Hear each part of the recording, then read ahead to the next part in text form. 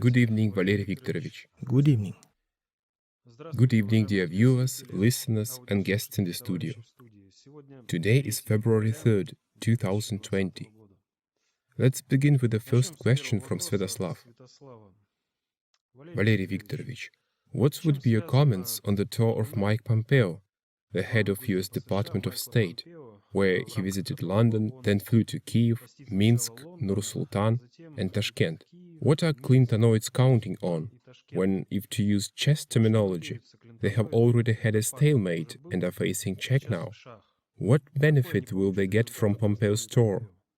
They will get nothing, because Pompeo is touring within a framework of a completely different concert tour under a different producer. His producer is the global predictor.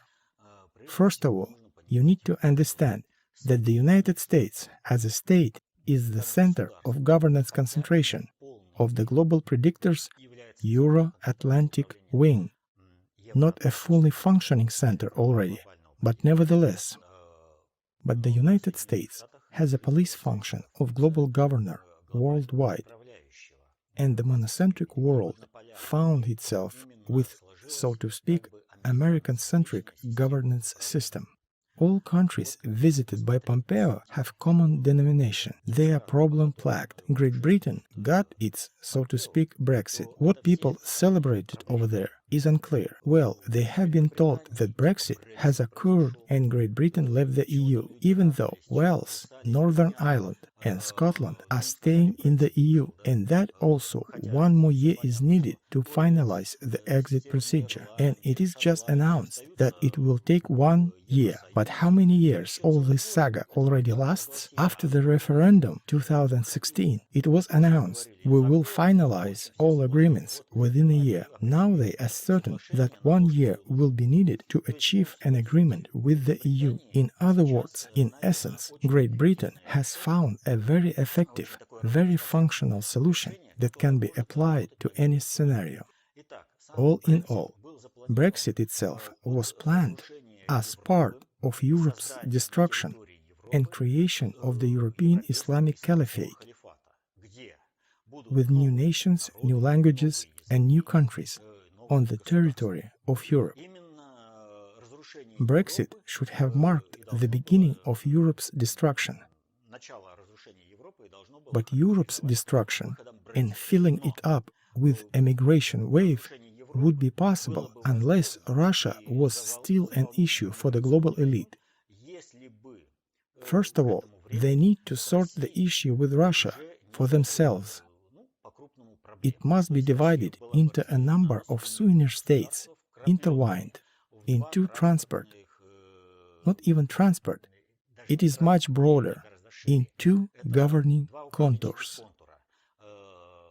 From east to north, depending on condition, because Belt and Road Initiative implies a completely different configuration.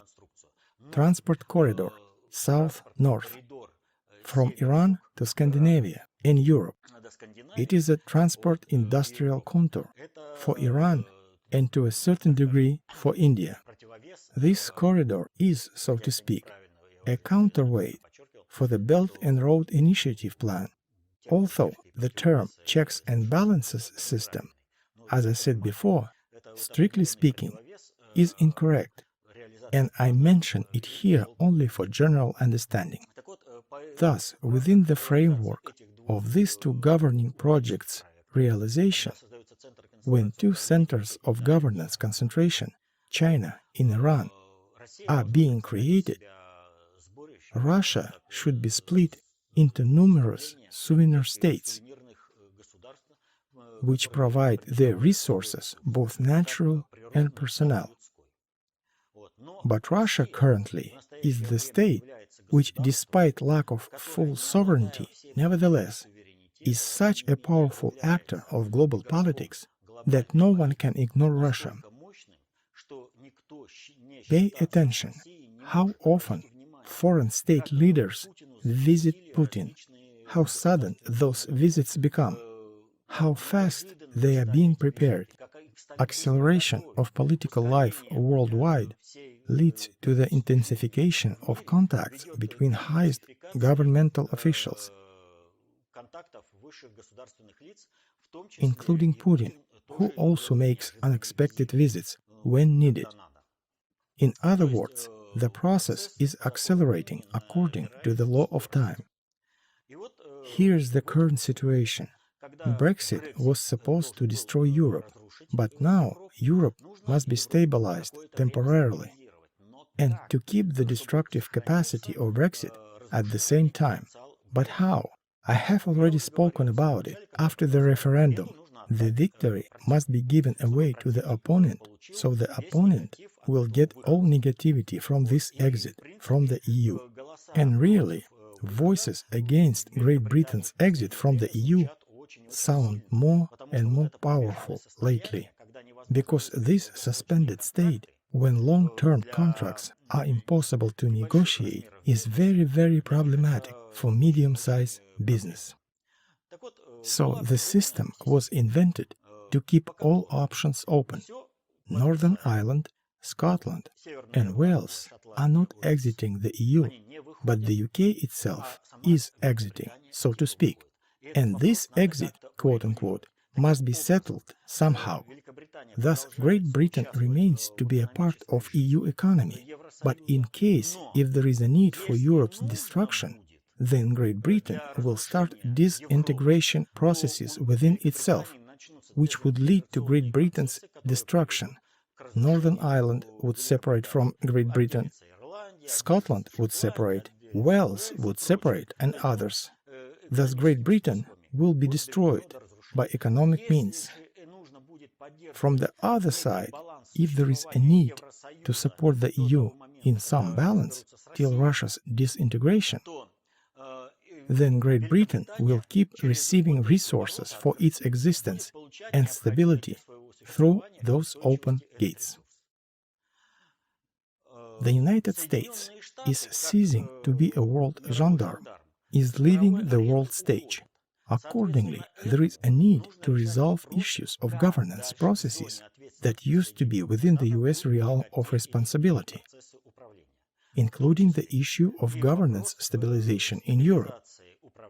Europe, in general, is restoring its state sovereignty at the national states level, and that is becoming obvious for everybody. Some say that Trump is not a part of the global elite, but is a part of the country elite, because he is building a national state. Those who say that, they don't see that the global elite are interested to shape the United States not into global force, but into the exactly national state for the benefit of global politics. That transformation of the United States should go through such stages as destruction, restoration, and reunion, as it was done to the Soviet Union. But there is a problem. The Soviet Union was dismembered into national souvenir states, but rebuilding didn't go according to plan. Russia is rising in different capacity as a subject of global politics. The global predictor cannot afford to let this happen during the disassemble-assemble process of the United States. And there is a lot of work to be done here. On top of that, there is a very powerful confrontation between the global elite and the US country elite within the United States. The US country elite gave career personnel for all government officials who conduct the United States dominancy worldwide and pump out resources from the whole world through that domination. Once the United States has been reshaped into its own industrial contour, which will make the worldwide robbery stop, then all these officials conducting that robbery will become useless. That is why the US country elite that is trying to keep an opportunity to rob the whole world, some people call them globalists. In reality, it is the opposite. Trump represents the global elite, while those officials represent the US country elite, which wants to remain in that dominating format when they rob the whole world. Thus, the United States, meaning the US government officials assigned by the global predictor, are leading the world governance processes and have to make sure that governance processes won't go out of control with unpredictable catastrophic events. And accordingly, there is a need to make an adjustment correlated with the new situation on Brexit.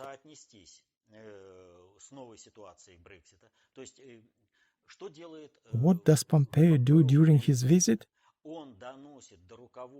He brings to countries' authorities such information that cannot be delivered by any other means. By phone, for example.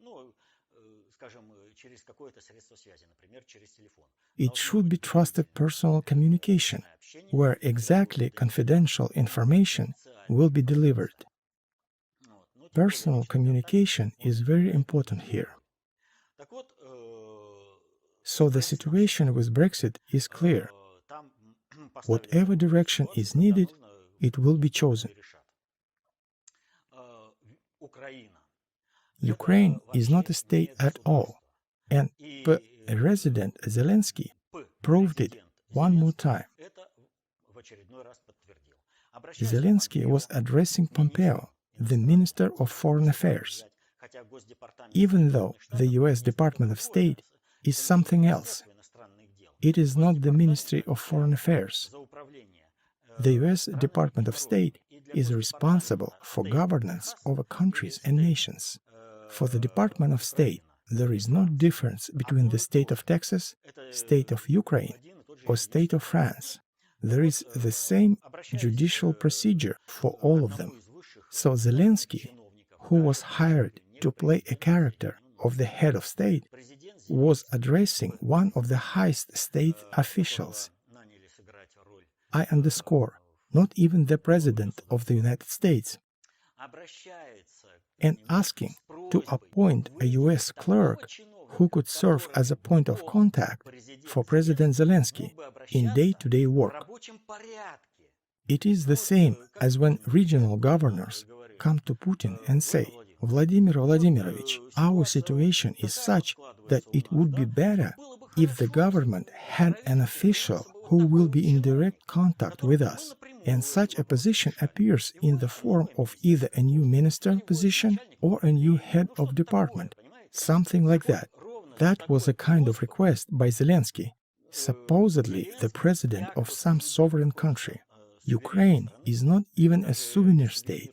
It is a zone of direct external administration by the United States, and Zelensky, as an average representative, appointed by clan corporative groups as a president, or to play a character of the president of Ukraine, to be precise, is asking, would you give us some point of contact, some official, so that we could deal with someone directly and won't disturb, bother you constantly? We understand that the President of the United States is such a great celebrity. I'm just some downtrodden President Zelensky. I'm not good enough to disturb such an important person. But a clerk in the State Department will perfectly correspond to the level of the Ukrainian president. The next stop of Pompeo's tour was in Belarus. The current situation for Lukashenko is worse than bad.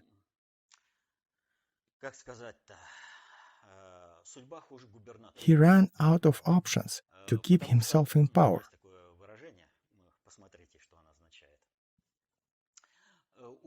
But he cannot leave, otherwise clan corporative groups will dispose of him. Because that is the rule in the crowd and elite society. Lukashenko sees how Putin effectively solves issues of political system build-up in Russia. But he never thought about the development of the Belarusian political system. Belarus under Lukashenko was a propaganda station and agitation center to show off benefits of Marxism life. When Russia gets tired of shootouts, so-called reforms, and wants to bring back bright Marxism past, then here is Lukashenko as the head of United States. He is ready to rule, and further down the road, a new dynasty can be established as an option.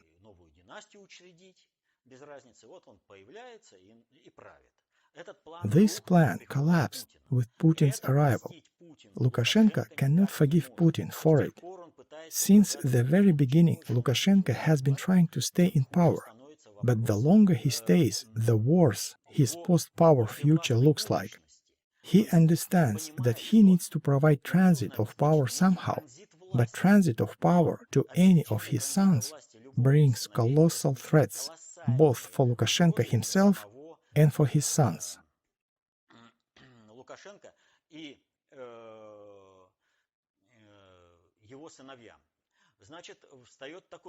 The only solution, as he sees, it is to brush away chess pieces from the chessboard and start the game all over again.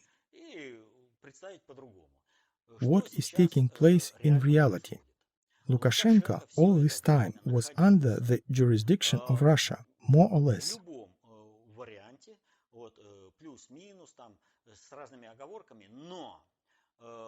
Lukashenko is not happy for one simple reason.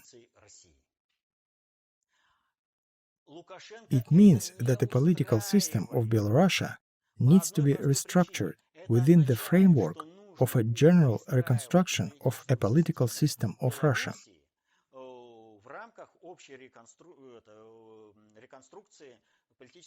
Putin is building a completely different country where the most important part is a system, not some Lukashenko with his dynasty. According to Putin's system, if you correlate with the nation's interests, you will be the head of state. If you don't, you won't be the head of state. Lukashenko doesn't like this choice at all, and he decides to play. He decides to use the card of confrontation between the United States and Russia. The Belarusian Minister of Foreign Affairs says that Belarus is interested in the United States to be more fully involved in governance processes in Belarus.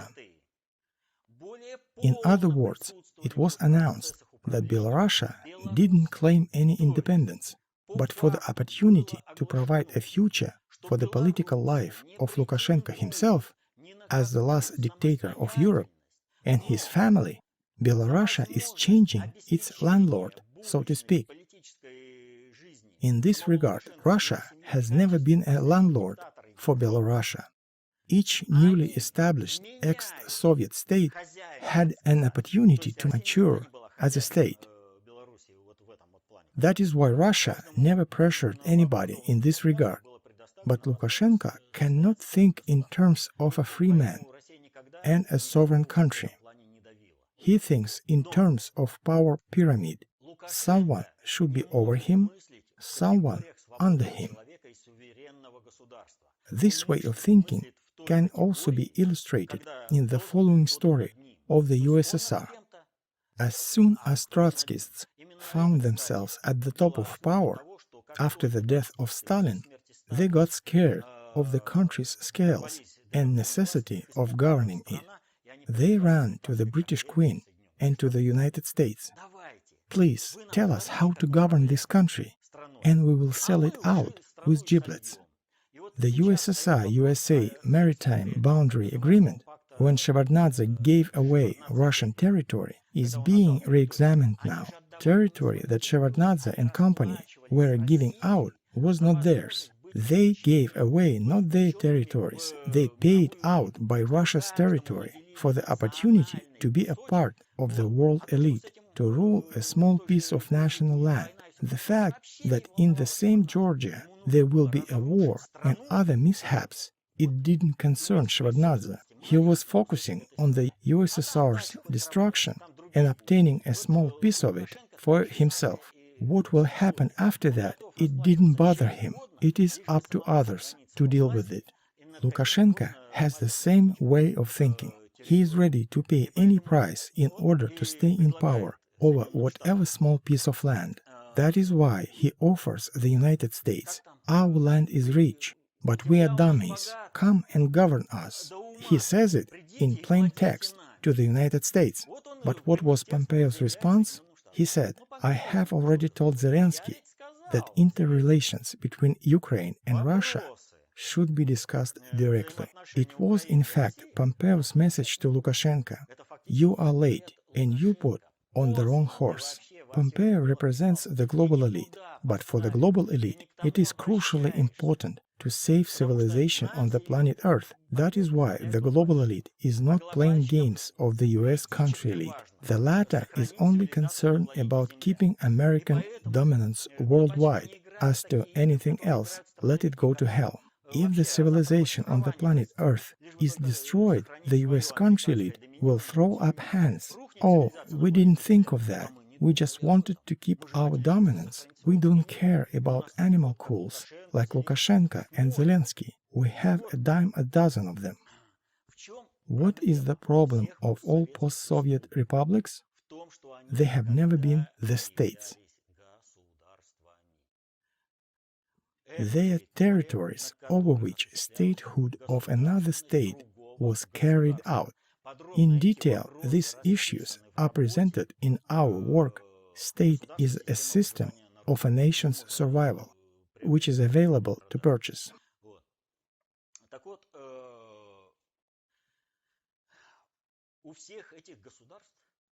The name of the book is The World of Crooked Mirrors 2, available on Ozon.ru.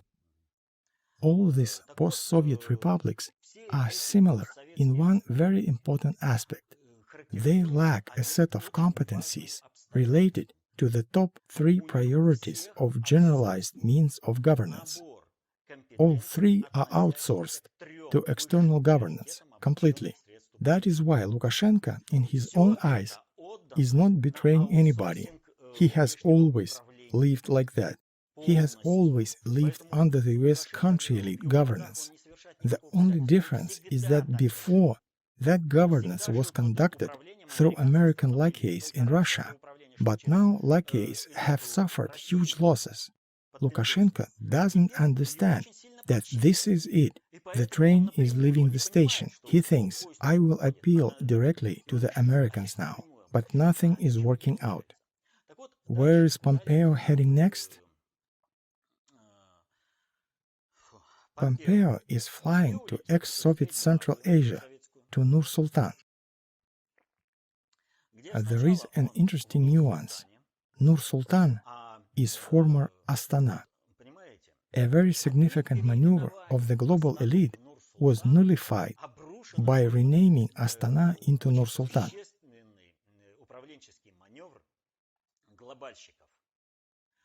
Astana format is a brainchild of Turkic nations' unification idea, which could simultaneously and naturally be a part of both the USSR 2.0 project and that of Persia-Iran, the center of superstate governance. But let's circle back to the theory about a state. Any nations actualize a state exactly up to the level which correlates with this nation's culture. Until 1917, a part of Kazakh's nation led a nomadic life. That is why an establishment of settled life for Kazakhs was on the agenda of the first congresses of the Communist Party. Kazakhs received written language only in 1938. What kind of state can this be? Only a pseudo-state built on the idea that there is a rich landlord who needs to be pampered and sang glory to.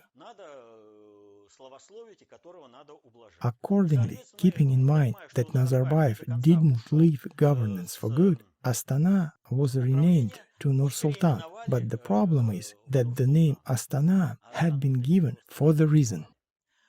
What should be noted here? Regardless of the population of these countries, 33 million in Uzbekistan or 5 million in either Turkmenistan or Kyrgyzia, they are not self-sufficient without external governance. Well, Turkmenistan and Kyrgyzia are not self-sufficient by definition. They are just short of the population to support their own statehood.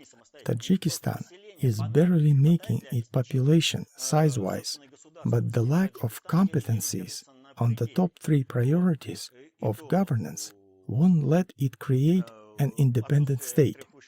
Turkmenistan only managed to form a feudal state of 14th-15th centuries template, the exact level that correlates with the nation's statehood development.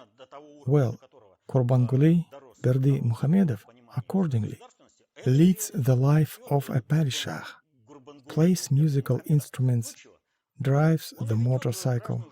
What else must a padishah do? Maybe govern the state? Are you kidding? There are viziers for that purpose.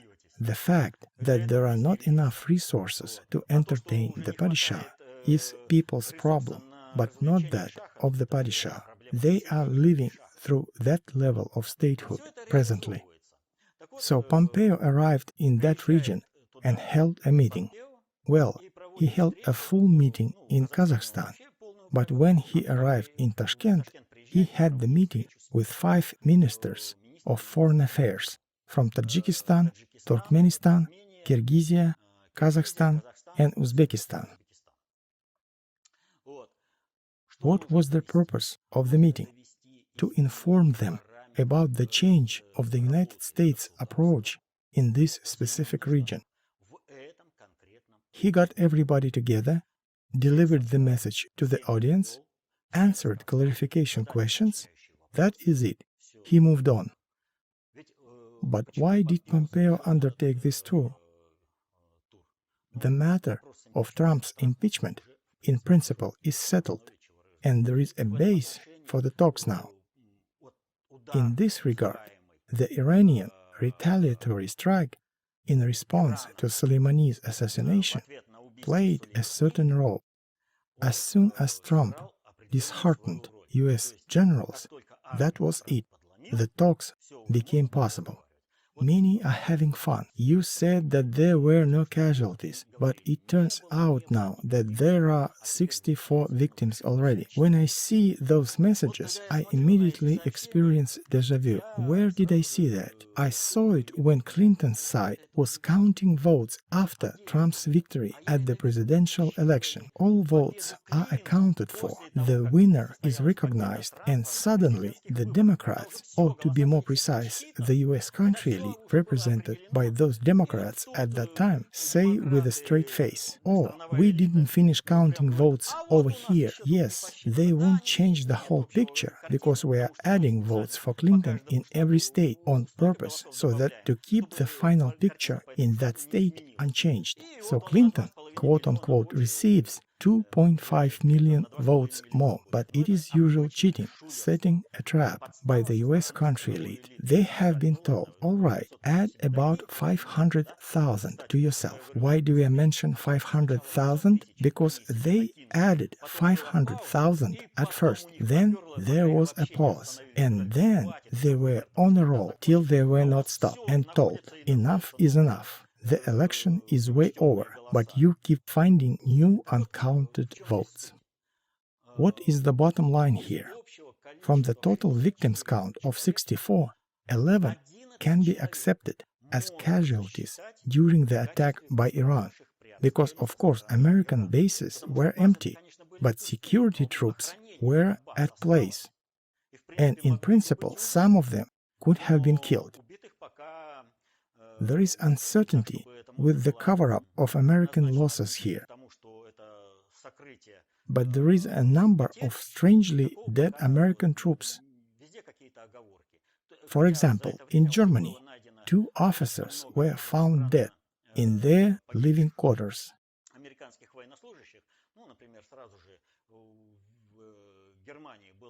It is unclear if they were officers in Russian understanding, or they were just some officials. Thus, any soldier is an officer in English-speaking world. but 11 wounded people can be counted as victims of the strike. All the rest, it is the same story. We will think one more time, we will find more, and so on. But I repeat, as a result of Soleimani's assassination, we have talked about it in detail, Trump was able to break the spirit of exactly US top brass, and he covered his back. Accordingly, there is something to present to the world. Governance processes are not static, and Pompeo went on tour.